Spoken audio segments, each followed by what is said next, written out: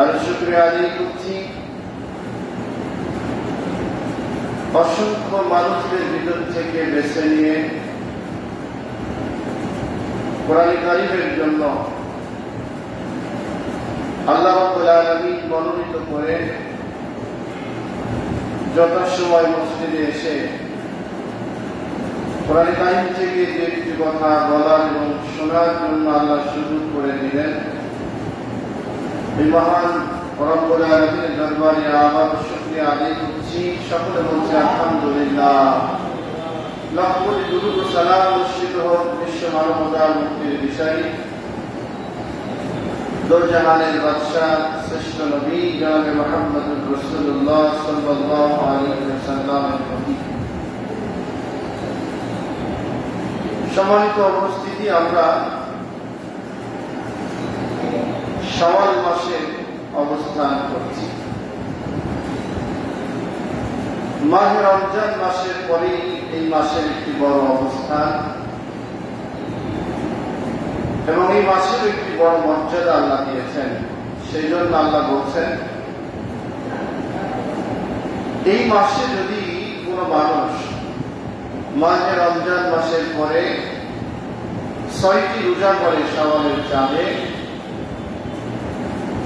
মহান রব্বুল আলামিন 6টি রোজার বিনিময় পুরা 1 বছর নফল রোজা করলে যে সওয়াব হয়, সেই সওয়াব আল্লাহ রাব্বুল আলামিন তার আমল নামায় দেওয়ার জন্য ঘোষণা দিয়েছেন। সুবহানাল্লাহ। এজন্য এই মাসের বড় একটি মর্যাদা, সম্মান, ইজ্জত রয়েছে। সম্ভব হলে এখনো সময় রয়েছে। যারা করেছেন আলহামদুলিল্লাহ, যারা করেননি শুরু করেন, যাতে করে 6টি রোজা করে আগামী মাস আমার আগামী বছর পাবো, কোন নিশ্চয়তা নেই।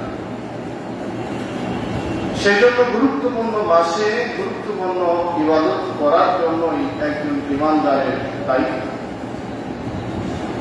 আল্লাহ রাব্বুল আলামিন যেন আমাদের সকলকেই এই মাসের হক আদায় করার জন্য কবুল করেন। যারা রোজা করেছেন এবং করবেন, আল্লাহ সবাইকে যেন কবুল করেন। আমরা সকলে বলছি আমিন। আজকের আলোচনার বিষয় হল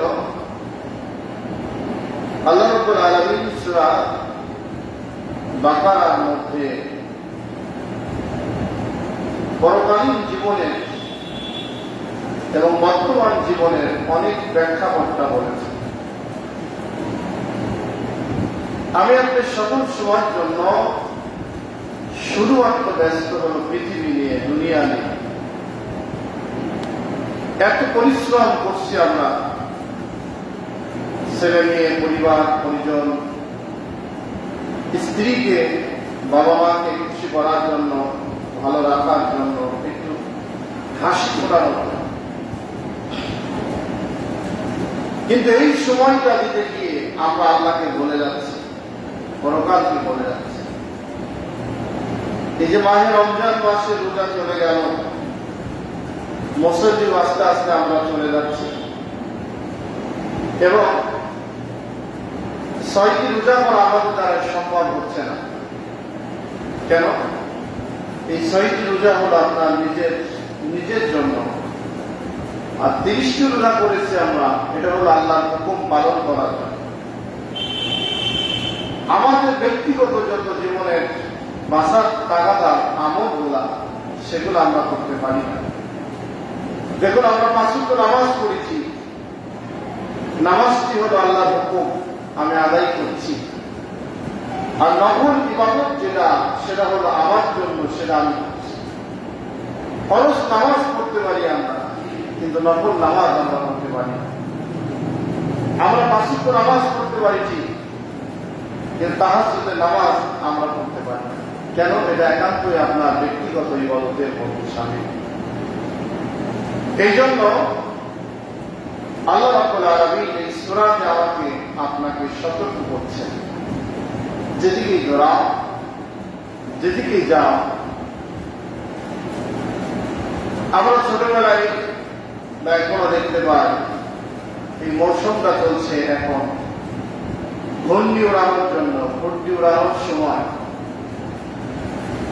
আপনি ঘূর্ণিকে উড়াই দিলেন, কেউ বলে ঘূর্ণি, কেউ বলে ঘূর্ণি ওড়ালেন। ওড়ানোর পরে উনি অনেক উপরে উঠলেন। ওঠার পরে যতই লাফালাফি করুন, যতই দৌড়াদৌড়ি করুন, আর যতই এলোমেলো চলুন, সুতা আপনার হাতের মধ্যে রয়েছে। সুতা যখন আপনি টান দিবেন, সুতা টান দিলেই আপনার হাতের মুঠার মধ্যে এসে থামতে উনি বাধ্য। কেন? ওনার সীমানা হলো আপনার হাতের মধ্যে, মুঠার মধ্যে। আমি আপনি এই দুনিয়ার নামক এই পৃথিবীতে যতই ব্যস্ত হয়ে যাই না কেন, যতই দৌড়াদৌড়ি করি না কেন, আমার আপনার নির্দিষ্ট সুতার মুঠি হলো আল্লাহর হাতে। সময় যখন শেষ হয়ে যাবে, আল্লাহ রাব্বুল আলামিন যখন ডাক দিবেন, টান দিবেন, আমাকে আপনাকে তার হাতে গিয়ে করতে হবে। এই বোঝ, এই বিশ্বাস, এই অনুভূতি, এই চিন্তা চেতনা প্রত্যেকটি মানুষের বিবেকের কাছে থাকা দরকার। আমরা একটা সময় যখন পৃথিবীতে আসলাম, আল্লাহ রাব্বুল আলামিন বিষয়টি এভাবে বলছেন, হাল আতা আলাল ইনসানি হিনুম মিনাদ দাহরি লাম ইয়াকুন শাইআম মাযকুরা। মানুষের জীবন এমন একটি সময় ছিল, মানুষের জীবনে, তোমাদের জীবনটা এমন একটা সময় ছিল যে সময়টা উল্লেখযোগ্য বস্তু হিসাবে কিছুই ছিল না। আমরা যারা আছি এখন দুনিয়ার মধ্যে অবস্থান করতেছি, আমি আপনি পৃথিবীতে আসবো, পৃথিবীতে থাকবো, পৃথিবীতে আমরা গাড়ি বাড়ি সব কিছু অট্টালিকা করবো। এমন সময় কোন সময়ের জন্য, এমন সময় কোন সময়ের জন্য আমার আপনার জীবনে উল্লেখযোগ্য কোন বিষয় ছিল না। আল্লাহ রাব্বুল আলামিন আমাকে আপনাকে দয়া করে, একান্ত ভালোবেসে, মায়া মমতা করে আল্লাহ বলতেছেন, কাইফা তাকফুরুনা বিল্লাহি ওয়া কুনতুম আমওয়াতান ফাহিয়াকুম তুম্মা ইউমীতুকুম তুম্মা ইউহয়ীকুম তুম্মা ইলাইহি তুরজাউন। হে মানুষ, কিভাবে তোমরা অস্বীকার করো ওই সময়কে যেই সময় তোমরা উল্লেখযোগ্য কিচ্ছু ছিলে না। আমি রব্বুল আলামিন দয়া করে, মায়া করে তোমাকে একটা মানুষ রূপে পৃথিবীতে পাঠিয়েছেন। আল্লাহ রাব্বুল আলামিন আফসোস করে বলেন, কিভাবে তোমরা আমি আল্লাহ পাককে অস্বীকার করো, অমান্য করো। প্রকৃতপক্ষে এমন একটি সময় তোমাদের জীবনে কি ছিল না যে সময়টা শুধুমাত্র একমাত্র আমি রব্বুল আলামিন আব্বা মা নাপাক পানির মাধ্যমে তোমাকে পৃথিবীতে আনা ছাড়া কিছুই না। আমি যখন তোমাকে সুন্দর এই আব্বা মার মাধ্যমে যখন পৃথিবীতে আগমন ঘটালাম, এমন হাজারো মানুষ তোমরা যখন বলতে যাও, এখনো তোমরা স্বীকার করো আব্বা মা না থাকলে পৃথিবীতে আমরা আসতে পারতাম না, আব্বা মার মাধ্যমে আমরা আসছি, আর কোনো লোক নাই, শক্তি নাই। এমন কথা তোমরা কিভাবে বলো, কিভাবে চিন্তা চেতনা করো বান্দা? হাজারো মানুষ আল্লাহ রাব্বুল আলামিনকে মাইনাস করে যারা বলো, বিভিন্ন দরবারে, বিভিন্ন ব্যক্তির কাছে, বিভিন্ন গাছের কাছে, বিভিন্ন পূজার কাছে, বিভিন্ন জায়গায় যায় হলো, তারা নানান ধরনের প্রার্থনা করে, ধন্যা দেয়, কিন্তু একটা সন্তান আজকে পর্যন্ত দিতে পারে নাই। আল্লাহ বলতেছে, বান্দারে, আমি ইচ্ছা করলে কাকো সন্তান দান করি, আবার ইচ্ছা করলে কাকো সন্তান দিই না। আমি ইচ্ছা করলে কাকো পুত্র সন্তান দিই, কাকো আবার কন্যা সন্তান দিই। সব কিছুর মনে হলো একমাত্র আমি আল্লাহ। এটা অস্বীকার করো কিভাবে? তোমরা যখন কোন রকম তোমাদের চিহ্ন ছিল না, সব কিছুর ভিতর দিয়ে আমি আল্লাহ রাব্বুল আলামিন যখন এই পৃথিবীতে আগমন করার জন্য সিদ্ধান্ত নিলাম, তোমরা কিছুই ছিলে না, সম্পূর্ণরূপে তোমাদের জীবনটা আমি দান করলাম। আমি রব্বুল আলামিন জীবন দান করে ক্ষান্ত হই নাই ওই করতে ওড়ানোর মতো বান্দারে আমি রব্বুল আলামিন তোমার মৃত্যুটা আমার হাতে নির্ধারণ করে রেখে দিয়েছি। তুমি মনে করতেছো দুনিয়ায় যাবা, যাওয়ার পরে যা খুশি তাই করে চলবা, আর তোমাকে কেউ ধরতে পারবে না, এমন না। আল্লাহ রাব্বুল আলামিন বলতেছেন وَكُنْتُمْ أَمْوَاتًا فَأَحْيَاكُمْ ثُمَّ يُمِيتُكُمْ ثُمَّ يُحْيِيكُمْ ثُمَّ إِلَيْهِ تُرْجَعُونَ। আমি রব্বুল আলামিন তোমাকে মৃত্যুটা নির্দিষ্ট করে দিয়েছি।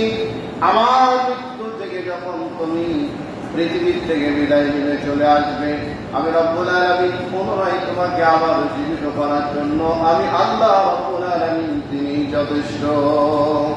এই চিন্তাটা তুমি যদি করো, ভিতরটার মধ্যে চিন্তা চেতনা থাকে, তাহলে বান্দা আমার গোলামি থেকে, আমার ইবাদত থেকে, আমার দাসত্ব থেকে দূরে সরে যেতে কেউ পারবে না। আমার ভাইরা একটু চিন্তা করুন। আল্লাহ রাব্বুল আলামিন তারপরে বলেন বান্দায়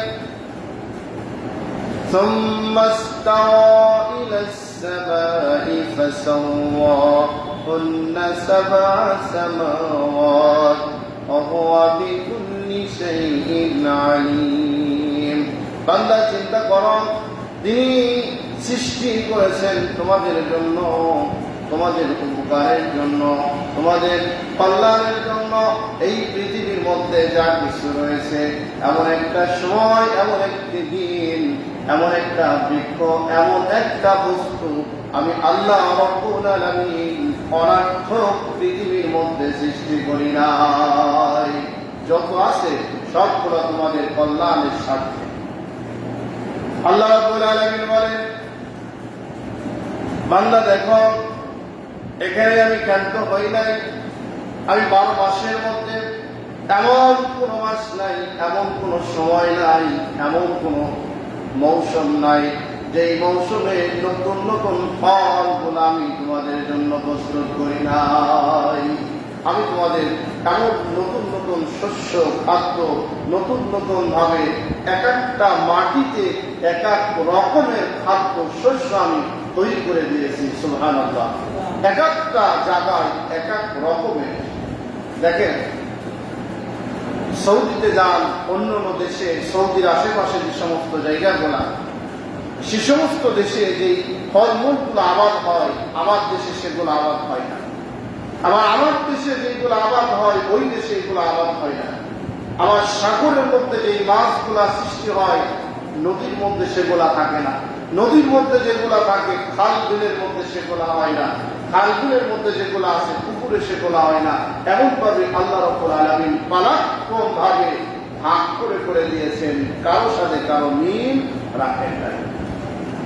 আল্লাহ রাব্বুল আলামিন বলেন শুধু তাই না বান্দারে, তোমাদের শিক্ষার জন্য আমি রব্বুল আলামিন এই পৃথিবীর মধ্যে যতগুলা নদী, নালা, খাল বিল আমি দিয়েছি, আটলান্টিক মহাসাগর থেকে শুরু করে তোমাদের এলাকার পদ্মা নদী পর্যন্ত তুমি খোঁজ নিয়ে দেখো, প্রত্যেকটা নদীর পানি, প্রত্যেকটা নদীর বহমান পানিগুলা একত্রিত ভাবে এক জায়গায় জমা হয়ে যাচ্ছে, আবার সেখান থেকে আবার তীক্ষ্ণ হয়ে খাত গতিতে সে ব্যাক করে চলে আসতেছে। এমন ভাবে কেমন পর্যন্ত চলবে, কিন্তু কোন সময় কোন একটা নদী, কোন একটা জায়গা, কোন একটা পানির মধ্যে কোন দ্বন্দ্ব থাকার কথা না। কেন হয় না? না হওয়ার কারণ হলো তারা পরিপূর্ণ আমি আল্লাহর গোলাম, আমার হুকুম মেনে চলে তারা। আল্লাহ রাব্বুল আলামিন সেজন্য বলছে বান্দা, আমি যা কিছু দিয়েছি পৃথিবীতে, এক একটা সবজি, এক একটা খাদ্য, এক একটা শস্য, এক একটা ফলমূলকে আমি এমন কায়দায় দিয়েছি, কোনটা তোমার অস্বীকার করার কোন সুযোগ নাই, এবং কারোর সাথে কারোর সাথে কোনো তুলনাও করা যায় না। মৌসুম ভিত্তিক আল্লাহ রাব্বুল আলামিন যতগুলা দিয়েছেন শস্য, ফলমূল, প্রত্যেকটি শস্য, ফলমূল এইগুলা আমার আপনার শরীরের জন্য উপকারিতা দিয়েছে।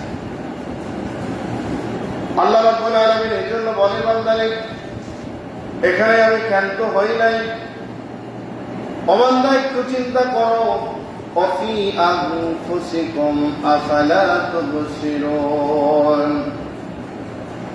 হে বিভ্রান্ত মানুষ, তোমাদের নিজেদের মধ্যে যারা আল্লাহ রাব্বুল আলামিনের শাস্তি, আল্লাহ রাব্বুল আলামিনের অস্তিত্ব, আল্লাহ রাব্বুল আলামিনের অকাট্য ভাষায় যেগুলা দলিল দিয়েছেন, আল্লাহ অসংখ্য প্রমাণ দিয়েছেন, সমস্ত কিছু থাকার পরেও যারা হলো অস্বীকার করো, অস্বীকৃতি আদায় করো, কৃতজ্ঞতা অকৃতজ্ঞ প্রকাশ করো, শুকরিয়া আদায় করো না, এই বান্দা গোলা একটু চিন্তা করে দেখো, আমি রব্বুল আলামিন অহেতুক তোমাকে এই দুনিয়ার মধ্যে এত সুসজ্জিত করে সুন্দর করে অবকাঠামো দিয়ে আমি আমার উদ্দেশ্য বিহীন তোমাকে আমি পাঠিয়ে দিই নাই। আমার একটা বড় উদ্দেশ্য, আমার একটা বড় সৌন্দর্য দিয়ে আমি তোমাকে সৃষ্টি করেছি এই পৃথিবীর মধ্যে। যেমন এখন ঘরের মধ্যে যদি যে সমস্ত ফার্নিচার গুলা দরকার, আপনি অসংখ্য টাকা দিয়ে ঘর তৈরি করলেন, বানালেন, ফার্নিচার দিয়ে আপনি সাজাবেন না, ওই ঘরের মধ্যে যখন ঢুকবেন ঘর ভালো লাগবে না। আমার যখন যেখানে যে ফার্নিচারটা বানায়, সেই মানানসই ভিত্তিক ফার্নিচার দিয়ে যখন ঘরটা সুসজ্জিত করবেন, তখন কিন্তু ঘরের মধ্যে গেলেই মনটার মধ্যে একটা অশান্তি কাজ করবে, ভালো লাগবে, অটোমেটিকভাবে এই হৃদয়টা ভরে যাবে। কেন? যেখানে যার কাজ, যেটা প্রয়োজন, সেটা যদি না দেওয়া হয়, অপূর্ণতা থেকে যায়, সেটাকে আর ভালো লাগে না। এই পৃথিবীর মধ্যে আল্লাহ রাব্বুল আলামিন সমস্ত কিছু দিয়ে আমাকে আপনাকে শুধুমাত্র বলেছেন, তোমরা আমি আল্লাহকে সেজদা করবা, আমাকে সেজদা বাদে আর কাউকে সেজদা করবা না। আমি এই কপালটা তোমাকে দিয়েছি বান্দা, যেই কপালের মধ্যে আমি রব্বুল আলামিন একটা চুল তোমাকে দিই নাই। কেন? কপালটা শুধুমাত্র আমি আল্লাহর জন্য হতে হবে। যদি চুল দিয়ে দিতাম, তাহলে সেজদা দিলে আগে আমার পায়ের উপরে সেজদা পড়তো না, আগে চুলের উপরে সেজদা পড়তো, তারপরে আমার উপরে সেজদা আসতো। এই জন্য আমি পুরা কপালটাকে ফাঁকা রেখে দিয়েছি বান্দা, যাতে করে কপাল আর নাক মাটিতে রেখে তুমি শুকরিয়া আদায় করো, প্রশংসা করো যে আল্লাহ সুবহান রাব্বিয়াল আযীম, সুবহান রাব্বিয়াল আলা, একমাত্র তোমার তাসবিহ তেলাওয়াত করছি, তুমি ছাড়া আমার আর কেউ নাই। যখন বান্দা সিজদা করে না, বান্দা যখন অকৃতজ্ঞ হয়ে যায়, বান্দা যখন তার গোলামি করে না, তখন অপূর্ণতা নিয়ে আল্লাহ রাব্বুল আলামিন স্বস্তি পায় না, তৃপ্তি আসে না। না আসার কারণে আফসোস করে আল্লাহ রাব্বুল আলামিন এই জায়গায় বললেন, কাইফা তাকফুরুনা বিল্লাহি ওয়া কুনতুম আমওয়াতান ফাহইয়াকুম সুম্মা ইউমীতুকুম সুম্মা ইউহয়ীকুম সুম্মা ইলাইহি তুরজাউন। মানুষ, তুমি কি মনে করো এমন ভাবেই চলবে? তুমি এমন ভাবে চলবে না। একটা সময় তোমাকে আমার কাছে ফিরে আসতে হবে। যখন ফিরে আসবে, আসার পরে বান্দা আমি রব্বুল আলামিন আমার কাঠগড়ায় দাঁড়িয়ে তোমাকে আমার জীবনের ইতিহাস বর্ণনা করতে হবে। সম্মানিত উপস্থিতি, দেখেন আমাদের চোখের সামনে আমাদের কত মুসল্লি চলে যাচ্ছে দুনিয়া থেকে, একের পর এক সব সিরিয়াস ভাবে চলে যাচ্ছে। আমরা কিন্তু না জানি কোন সময় আমরাও চলে যাব।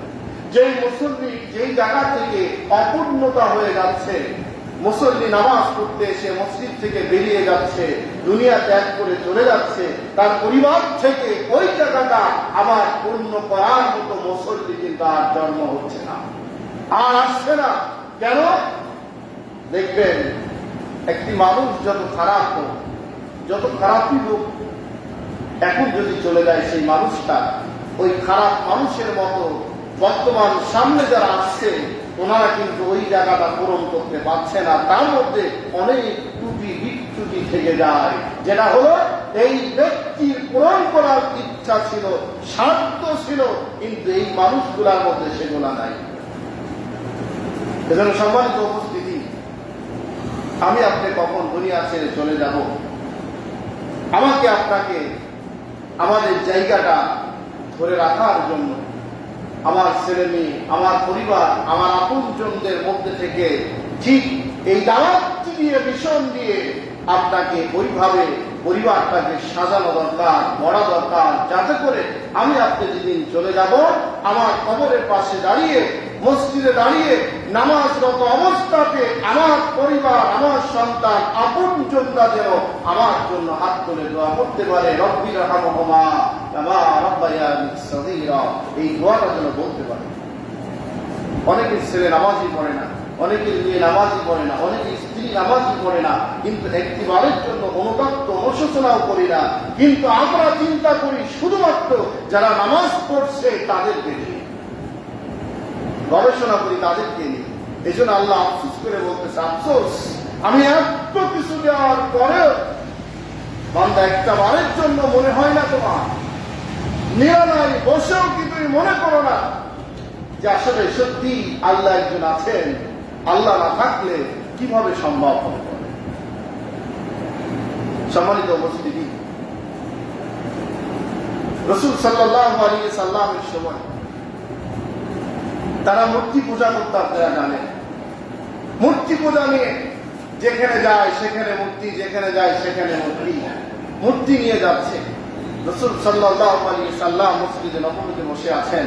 হঠাৎ করে একজন বৃদ্ধ ইহুদি আসলেন, মূর্তি কান্দে দিয়ে, অর্ধেক আছে অর্ধেক নাই, অর্ধেক ভাঙা, এরকম ভাঙা চূড়া একটা মূর্তি নিয়ে রাসূল সাল্লাল্লাহু আলাইহি সাল্লামের কাছে এসে দাঁড়ালেন। নবীজি মুস্কি মুস্কি হাসছেন, বললেন, হে পথিক, এই অবস্থা কেন? তুমি না মূর্তি পূজা করো, মূর্তির সিজদা করো, মূর্তি তোমার সাপোর্ট, সে তোমার বাঁচাবে, সে তোমাকে অনেক কিছু দিবে, করবে ইত্যাদি, এইগুলা বিশ্বাস করে তুমি চলো, এই ভাঙা মূর্তি নিয়ে তুমি ঘুরছে কেন? রাসূল সাল্লাল্লাহু আলাইহি সাল্লামকে বলছেন, ইয়া রাসূলুল্লাহ, আমি জানি যে এই মূর্তি আমাদের হলো আদি পুরুষ পর্যন্ত আমাদের বংশের, আমাদের ধর্মের, আমরা যে ধর্ম অনুসরণ করি তারা হলো সকলেই মানে, বিশ্বাস করে, সঙ্গে নিয়ে যায়। কিন্তু আজকে আমি তার প্রমাণ পেয়েছি। কি প্রমাণ? আমি যাওয়ার সময় হঠাৎ করে আমার পোশাকের চাপ আসলো, আমি রাস্তায় রেখে পোশাক করতে গেলাম। পোশাক করতে গিয়ে পোশাক করছি, পোশাক থেকে ওঠার পরে দেখছি যে আমার এই মূর্তির গাও দিয়ে পানি পড়ছে। আমি মনে করলাম জীবনে অনেক দিন এই মূর্তি নিয়ে আমি ঘুরলাম, কোনোদিন পানি দেখলাম না, শুকনা মূর্তি, হঠাৎ করে পানি পড়া শুরু হলো, না জানি কোনো কেরামতি শুরু হলো কিনা। এরপরে পোশাকের গন্ধ কেমন যেন দুর্গন্ধ আসছে। দূরে দেখি একটা কুত্তা দাঁড়িয়ে ওইদিকে তাকিয়ে ও হাঁপাচ্ছে আর দেখছে। আমি তখন নিশ্চিত হয়ে গেলাম, আমি যে মূর্তিকে নিয়ে চলছি আমাকে বাঁচাবে, আমাকে নাজাত দিবে, উপকার করবে। এখন দেখছি সেই মূর্তি গায়ে নিশ্চিত ভাবে আমি বিশ্বাস করলাম এই কুত্তা পোশাক করছে। যে মানুষটি নিজের শরীরকে হেফাজত করতে পারে না, কুত্তা পোশাক করে, কুত্তাকে কাটতে পারে না, ওই মূর্তি আমাকে উপকার করবে, আমি বিশ্বাস করি না। ইয়া রাসূলুল্লাহ, রাগের অবস্থায় আমি তাকে আশা মেরেছিলাম, আমার কাছে কেন আসছো? রাসূল সাল্লাল্লাহু আলাইহি সাল্লামের সামনে ইহুদি বললেন, আমি নিঃসন্দেহে আমার ভুলটা বুঝতে পেরেছি, আমাকে পড়িয়ে দেন লা ইলাহা ইল্লাল্লাহ। আমি আর দেরি করতে চাই না, আমি মুসলমান হতে চাই, ইমানদার হতে চাই।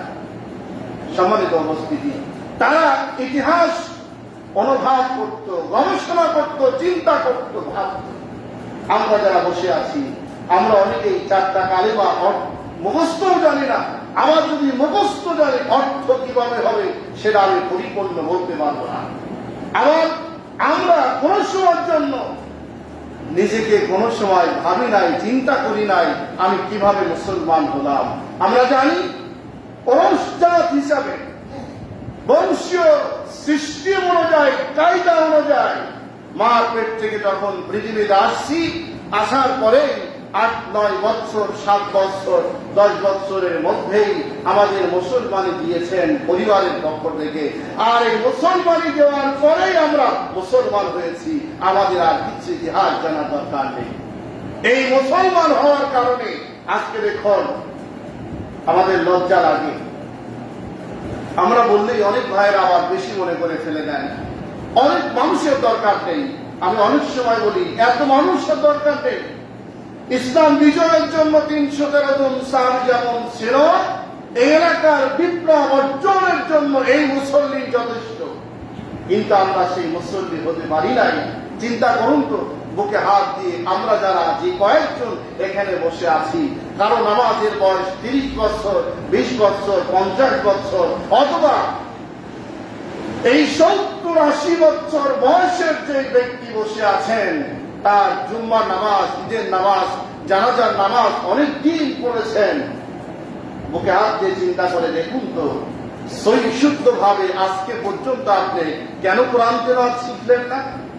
আজকে পর্যন্ত আপনি কেন যে সূরাগুলো পড়ছেন, সেই সূরাগুলোর অর্থ কি হবে জানার চেষ্টা করলেন না? যেই নামাজ পড়লেন, নামাজের মাসলা মাসাইল, নামাজের বিষয়গুলো সম্পর্কে অবগত হলেন না।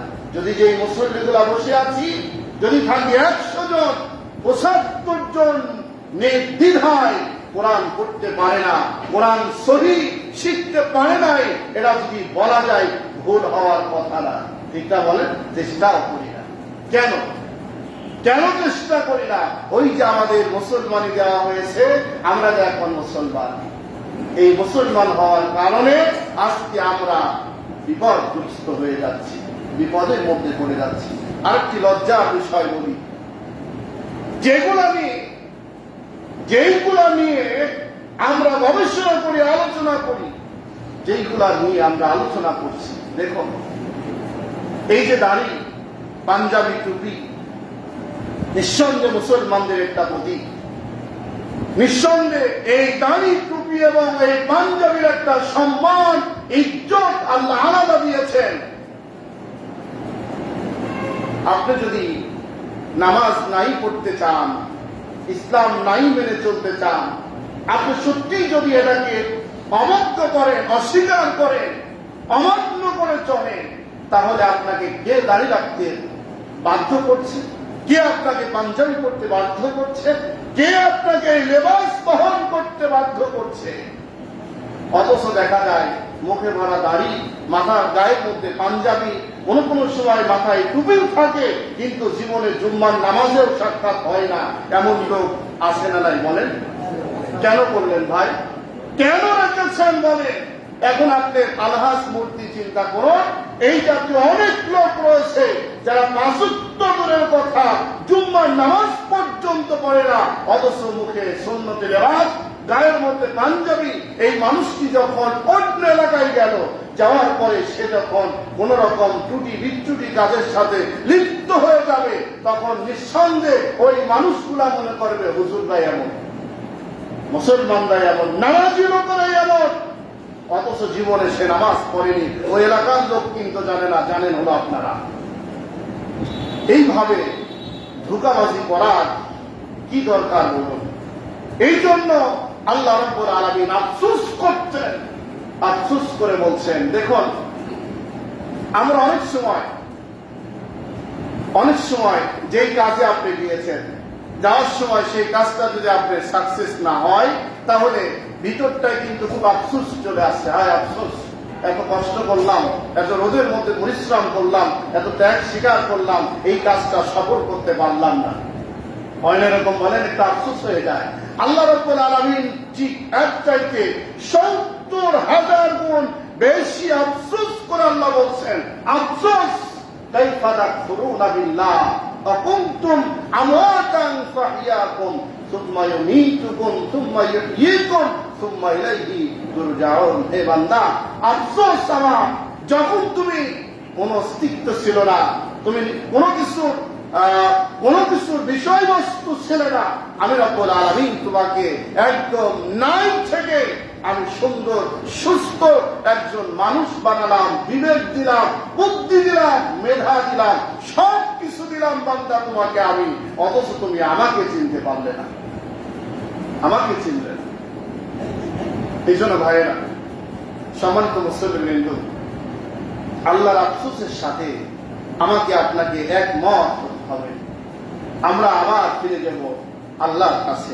আল্লাহর কাছে যখন যাব, আল্লাহর কাছে যখন ফিরে আসবো, আসার সময় আল্লাহ রাব্বুল আলামিন যখন আমাকে আপনাকে প্রশ্ন করবেন, আমাকে আপনাকে যখন ধরবেন, সেই সময় যদি আপনার মুসলমানের পরিচয় আপনি তুলে ধরতে না পারেন, তাহলে এর লজ্জা শুধুমাত্র থাকবে না, ওই সময় এর এমন কোন অবস্থা নেমে আসবে, সেই সময় আফসোস করে কোনো লাভ হবে না।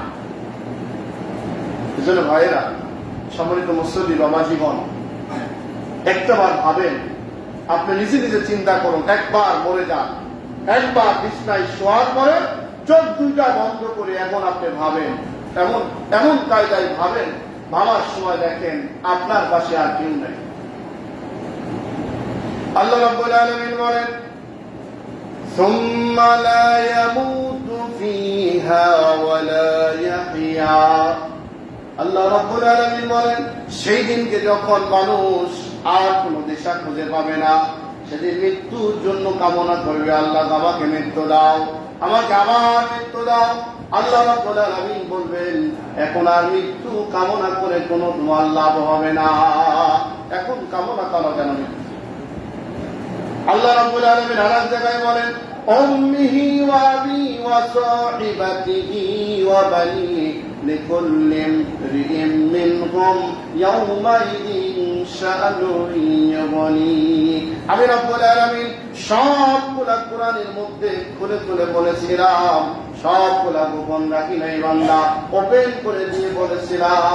এমন একটা সময় চলে আসবে, এমন একটা মুহূর্ত চলে আসবে, ওই মুহূর্ত তোমার পরিজাত টুকরা ভাই, আপনজন, পিতামাতা, আত্মীয় স্বজন, একদম নিকটতম বন্ধু বান্ধব, এমন কোন ব্যক্তি তোমার কাজে আসবে না, কেউ কাজে আসবে না আমি আল্লাহ ছাড়া। এটা আমি ওখানে বলছিলাম। এই বলার পরে তোমাকে বলছিলাম, ছোট্ট বিষয় বান্দা, তুমি কিন্তু আমাকে ভুলে যেও না, আমি তোমাকে ভুলি নাই, আমাকে বান্দা তুমি ভুলে যেও না। আমরা সেই বান্দা আল্লাহকে ভুলে যাচ্ছি, আল্লাহকে ভুলে আছি, আল্লাহকে যত ভুলে চলে যাচ্ছি, দূরে সরে যাচ্ছি, আমাদের বিপদ ততই আরো বেশি আমাদের নিকটে চলে আসছে। ভাইরা, শেষ কথা, দেখুন তো যারা সামনে বসে আছেন, একটাবার বিবেকটা ওই জায়গাটা আপনি নেন। গত সপ্তাহে আপনি জানা মতে দু একটা মাইকিং অথবা জানা যায় যদি শরীক হয়ে থাকেন, এই এক সপ্তাহ গবেষণা করুন, মেলা সময় না, এই এক সপ্তাহ গবেষণার মধ্যে আপনি দেখেন, যেই মানুষটা মারা গেল, যেই মাটি এখনো শুকায়নি, যেই মাটিটা সবেমাত্র কাঁচায় রয়েছে, আপনি মাটি দিয়ে আসলেন, ওই আপনজনকে, আপনার বন্ধু, আত্মীয় স্বজন, প্রতিবেশী, নিকটতম ব্যক্তিকে আপনি কবরস্থানে রেখে আসলেন, ওই ব্যক্তিকে আপনি ভাবেন, আপনি চোখ বন্ধ করে আপনার চোখের সামনে ওই ব্যক্তিকে হাজির করুন, হাজির করে তার জীবনটা সামনে নিয়ে আসেন, দেখেন ওর জীবন আর আপনার জীবন একই জীবন ছিল, একই রকম ছিল, চলাফেরা, ওঠা বসা সব কিছু হচ্ছিল, খাওয়া দাওয়া, ছেলে মেয়ে, পরিবার পরিজন সবই ছিল, সবই আছে, কিন্তু এখন ওই ব্যক্তি না থাকার পরে ওর ব্যক্তির এখন কবরের কাছে বাতি জ্বালানোর কোন লোক নাই, কবরের মধ্যে খোঁজ দেওয়ার কোন মানুষ নাই। একটা ঘর বানিয়েছেন, আপনি দোকান বানিয়েছেন, আমরা বলি সন্ধ্যা বাতি দেওয়া দরকার, যদি ওই ঘরে বাতি না জ্বালান তাহলে ওই ঘরটা অপূর্ণ থাকে, অসৌন্দর্য থাকে। আমরা কিন্তু বাতি জ্বালানোর জন্য বাড়িতে নিজে না থাকলেও কাউকে বলি একটু সন্ধ্যা বাতি দিও অথবা লাইটটা জ্বালিয়ে দিও, তাহলে এক সপ্তাহ ডিফারেন্স হলো না। যে মানুষটাকে আপনি দাফন করে আসলেন, ওই জীবন থেকে আপনি কি শিক্ষা নিলেন?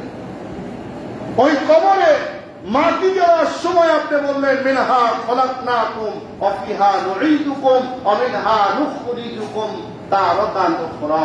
আপনি দোয়াটা বললেন আর মাটি দিলেন আর শিক্ষা দিলেন। মাটি দিয়ে তৈরি করা হয়েছিল, মাটিতে রেখে গেলাম, আবার মাটির থেকে তোমাকে তুলে হিসাব নিবে, তাহলে ওকে যদি হিসাব নেয় আপনারও কি হিসাব নেই? এই দোয়াটার অর্থ যিনি মারা গেলেন ওনার না, এই দোয়ার অর্থ মানতে হবে যিনি বেঁচে আছেন তার। মৃত্যুর পরে সমস্ত আমল বন্ধ হয়ে যায়, মৃত্যুর পরে তাকে আর কোনো কাজ নাই, মৃত্যুর পরে সে হলো এখন লাশ, তার কোনো মূল্য নাই, কোনো দাম নাই। এমন হাজারো লাশ যদি আপনাকে এমনি কেউ দিয়ে দেয়, আপনি কিন্তু নিতে চাবেন না। কেন? তার প্রমাণ হলো আপনার বাবার লাশ আপনি রাখেননি, মার লাশ রাখেননি, কলিজার টুকরা সন্তান, সন্ততি, স্ত্রী, পুত্র, আপনজনদের লাশ আপনি রাখেন নাই। 1 ঘন্টা 10টা মিনিট ওই ঘরের মধ্যে রেখে আপনাকে কেউ কাছে বসবে না। কি সমস্যা ছিল বলেন? কোনো সমস্যা ছিল না, কিন্তু দাম নাই যে জিনিসের, সেই জিনিস নিয়ে আমাদের কোনো কাম নাই। দাম নাই, সেজন্য এখন যত তাড়াতাড়ি সম্ভব যেই আসে সেই বলে দাফন কখন হবে, মাটি কখন হবে, এত দেরি করলে কেন, এত দেরি করলে কেন? সেদিনকে এই গত হয়তো 10-15 দিন আগে আমার ভাবি মারা গেলেন, জানাজায় গেলাম। অনেক বুজুর্গরা আসছেন, অনেক লোক, তার মধ্যে এমন এমন কথাবার্তা বলতেছেন, পর্দার কোনো শেষ নাই। আমি তখন আলোচনায় বলতেছিলাম যে মৃত্যুর পরে পর্দা নিয়ে এত টানাটানির দরকার নেই। একটা মানুষ যখন মারা যায় ওর সমস্ত আমল বন্ধ হয়ে যায়, আর কোনো লাভ নাই। যখন জীবিত ছিল, সুস্থ ছিল, তখন পর্দা ছিল না, নামাজ ছিল না, আল্লাহর হুকুম ছিল না, তখন বলার কোনো লোক ছিল না। আজকেও রাস্তায় দেখেন মা বোরকা পরে সুন্দরভাবে হিজাব পরে এমন কায়দায় যাচ্ছে, মাকে দেখার মতো কোনো সুযোগ নাই। পাশে যুবতী নিয়ে, ওই যুবতী নিয়ে বোরকা নাই, হিজাব নাই, সেলোয়ার কামিজ পরে সাধারণ জামা পরে যাচ্ছে। লোকগুলা কিন্তু মেয়ের দিকে তাকায়, মার দিকে কেউ তাকায় না। অথচ বোরকা পরা দরকার ছিল কার? মেয়ের আগে হিজাব পরা দরকার ছিল, বোরকা পরা দরকার ছিল। 100% যুবতী মেয়ের পর্দা করার আগে দরকার ছিল। সেখানে আমরা কেউ তাকাই না, কথা বলি না। এজন্য ভাইয়েরা, সম্মানিত বিবেকবান ব্যক্তিরা, মৃত্যুর পরে আর কোনো লাভ নাই, কোনো দাম নাই। আসুন আমরা যারা বেঁচে আছি, নিজের কামাই শিখুন, নিজের চিন্তা নিজে করুন, নিজের জীবন নিয়ে নিজে ধারণ করুন, নিজের জীবন নিয়ে নিজে গবেষণা করুন। নিজে যতটুকু সময় বেঁচে আছেন, এইটুক সময় আল্লাহর জন্য কাজে লাগানোর চেষ্টা করুন। আল্লাহ যেন আমাদের তৌফিক দান করে, আমরা বলি আমিন। আমাদের যত মুসল্লি দুনিয়া থেকে বিদায় নিয়েছেন, আল্লাহ যেন সকলকে মাফ করে দেয়, বলেন আমিন। আমরা যারা বসে আছি, আল্লাহ যেন আমাদেরকে মাফ করে দেন। আমাদের জীবনটা যেন সত্যিকারেই আল্লাহ রাব্বুল আলামিনের জন্য আল্লাহ কবুল করে নেন। আল্লাহর হুকুম পরিপূর্ণ মেনে চলার জন্য আল্লাহ যেন আমাদের সবাইকে তৌফিক দান করেন। আমরা সকলে বলে আমিন। শাওয়ালের চাঁদ এখনো শেষ হয়নি, যাদের 6টি রোজা করা হয়নি, এখনো সময় আছে লম্বা, এই 6টি রোজা করে ফেলে দেন। 6টি রোজা করলে পুরা 1 বছর নফল রোজা করলে যে সওয়াব, এই সওয়াব আল্লাহ রাব্বুল আলামিন আপনার আমল নামায় দিয়ে দিবেন। অতএব এটা সাধারণ মনে না করে কাজে লাগানোর চেষ্টা করুন।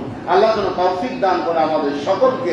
সকলে বলুন আমিন। ওয়াখির দাওয়ানা আলহামদুলিল্লাহি রাব্বিল আলামিন। যারা সুন্নাত মানে চাঁদা আছে।